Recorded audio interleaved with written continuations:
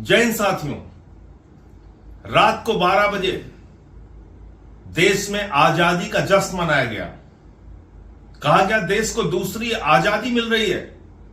लता मंगेशकर जी का गाना सुनिए, हर्षोल्लास के साथ वाहवाही कीजिए सरकार की, जश्न मनाइए। जीएसटी आया, जीएसटी आया, जीएसटी आया।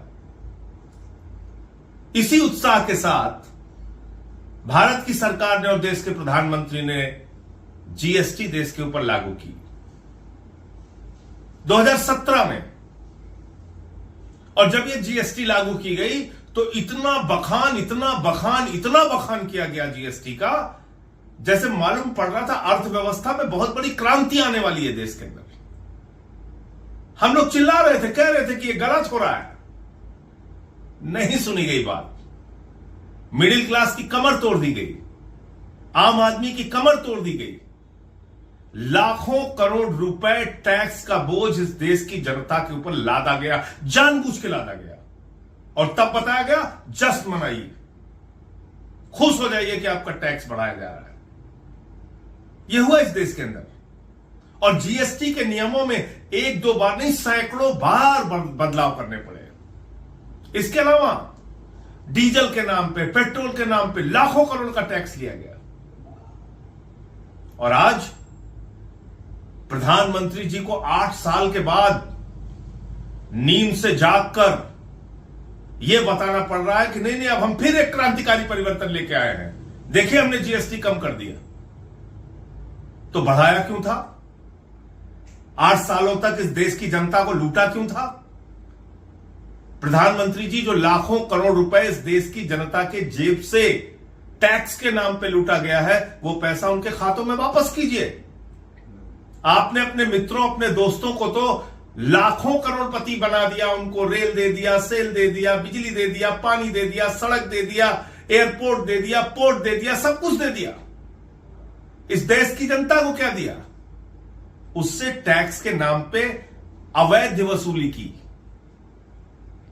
तो इसलिए अब यह बखान मत कीजिए कि आप कोई बड़ा क्रांतिकारी परिवर्तन देश के अंदर लाने जा रहे हैं, टैक्स घटाने जा रहे हैं, जीएसटी घटाने जा रहे हैं। आपका कोई भरोसा नहीं है कब आप क्या करेंगे, क्योंकि आपने देश की जनता का भरोसा खो दिया है। हर काम को बढ़ा चढ़ा के प्रस्तुत करते हैं और नतीजा बिल्कुल जीरो निकलता है। अब आप स्वदेशी पे ज्ञान दे रहे हैं देश के लोगों को।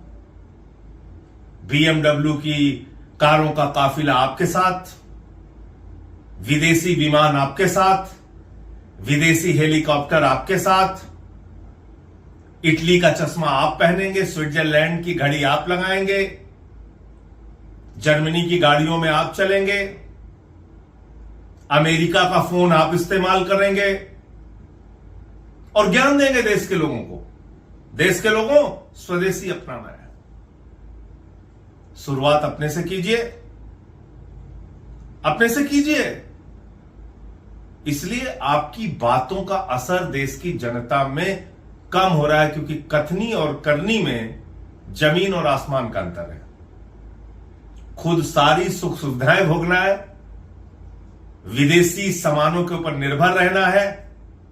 गलवान घाटी में हमारे जवान शहीद हो जाते हैं और उसके बाद आपने चीन के साथ 39 लाख करोड़ रुपए का व्यापार किया। जब मैं 39 लाख करोड़ बोल रहा हूं तो देश की जनता अगर कहीं लिखना चाहेगी 39 लाख करोड़ रुपए, तो जीरो लगाते लगाते आप थक जाओगे। अब आपको स्वदेशी याद आ रहा है।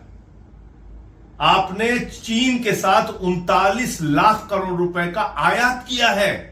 चीन के सामान हिंदुस्तान में मंगाए हैं 39 लाख करोड़ रुपए के। हिंदुस्तान के व्यापारियों के व्यापार को आपने नष्ट किया है।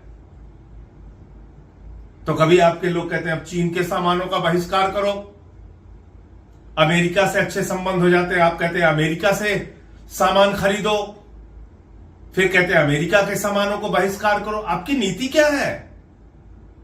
किस ओर देश को लेके जाना चाहते हैं आप?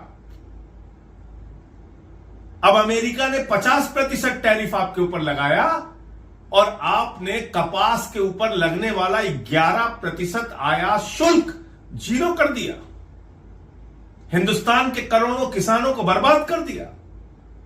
यह है आपकी अर्थनीति, यह है आपका आर्थिक व्यवस्था के बारे में ज्ञान।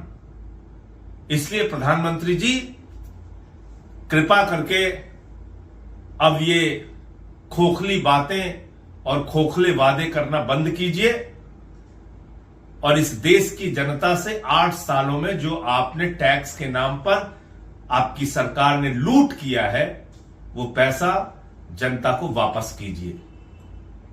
तभी इस देश का आम आदमी मजबूत हो सकता है। जय हिंद।